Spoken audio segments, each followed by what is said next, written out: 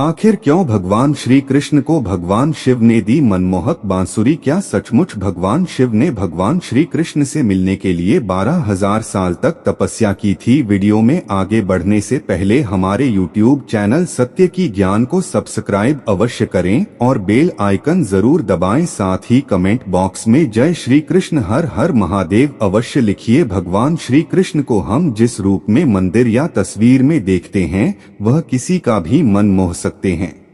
वास्तव में पुराणों में उल्लेखित प्रसंग और धार्मिक कहानियों के आधार पर ही भगवान श्री कृष्ण के वास्तविक रूप का अंदाजा लगाया जा सकता है कि बचपन से ही वह कितने नटखट और छैल छबीले थे और वह कितने ही मनमोहक थे। यहाँ तक कि भगवान श्री कृष्ण को स्वयं कामदेव से भी बढ़कर माना गया है। भगवत पुराण में ऐसी ही कई सारी कथाएं मिलती हैं जिसके अनुसार द्वापर में भगवान श्री कृष्ण के जन्म लेने पर स्वर्ग लोक से सभी देवता गण श्री कृष्ण से मिलने के लिए व्याकुल थे और उनसे मिलने भी गए और देवताओं ने कई अन्य प्रकार के अस्त्र शस्त्रों के साथ साथ कई सारे उपहार भी उन्हें दिए और कहते हैं कि भगवान शिव भी भगवान श्री कृष्ण से मिलने के लिए व्याकुल थे। जैसा कि हम सब जानते हैं कि भगवान श्री कृष्ण ने द्वापर युग में एक उद्देश्य से जन्म लिया था जिसे पूरा किए बिना श्री कृष्ण वैकुंठ नहीं लौट सकते थे। देवताओं के श्री कृष्ण से मिलने की एक खास प्रसंग कहानी भी हमें भगवत महापुराण में भी मिल जाती है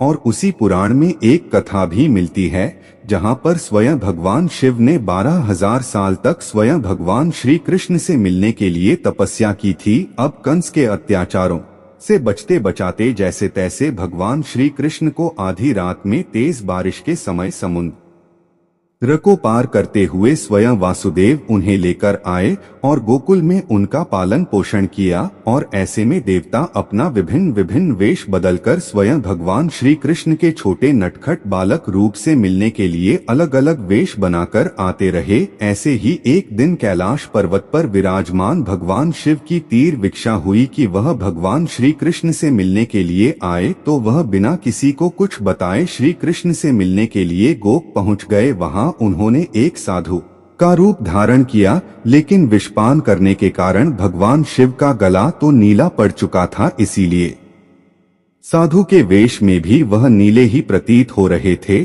जब माता यशोदा ने साधु का रूप धारण किए हुए भगवान शिव को देखा, वह भी अपने बालक के पास, तो वह उनका रूप देखकर अत्यंत भयभीत हो गई और उन्होंने स्वयं भगवान श्री कृष्ण को वहां से हटा दिया और उनसे मिलने नहीं दिया। लेकिन भगवान शिव भी कहाँ मानने वाले थे, उनके मन में तो श्री कृष्ण से मिलने की इच्छा थी। कहते हैं इसके लिए भगवान शिव ने 12,000 साल तक तपस्या की थी। मथुरा में स्थित बने एक ताल के पास बैठकर उन्होंने तपस्या की थी। उन्हें विश्वास था कि एक दिन श्री कृष्ण इसी ताल के पास अवश्य आएंगे। शिव ने 12,000 वर्षों तक भगवान श्री कृष्ण से मिलने की प्रतीक्षा की। तत्पश्चात 12,000 वर्ष बाद जब श्री कृष्ण का जन्म हुआ, तब भगवान शिव से मिलने वह मथुरा के उसी ताल पर गए। श्री कृष्ण भगवान शिव के प्रेम को देखकर बहुत प्रसन्न हुए। उन्होंने मथुरा स्थल उस ताल का नाम शिव ताल रख दिया, जो कि आज भी वहां पर मौजूद है